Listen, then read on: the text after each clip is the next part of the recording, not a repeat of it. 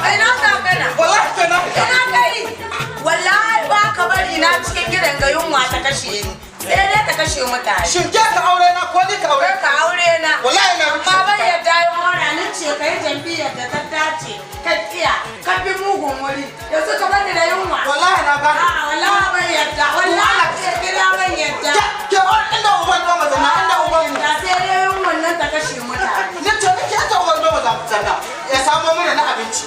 Yoshe. Ya zonga. Misali na baka shawara kware baka bi ta. To yanzu na bi ni ce ke inda uban doma. Za ka san da ka auro ni ina da jiki amma yanzu na koma kamar sandar su muka.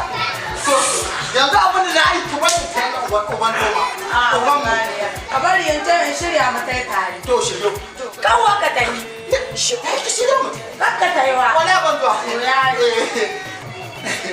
Sai da ta gaya min ta ce min in yi PDP ni ce mata APC zan yi. Yanzu na gano gaskiya. Ina jira kiwa. Ina ta yi akawa. To mu tai. Wallahi inda uban mu ne. Mu tai ma ta ko karan banyar. Ke san wani abu.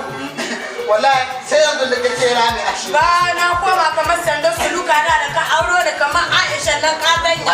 Amma yanzu na koma kamar magana. Katihu. Ba mai gida. Kujera uku ke kashe.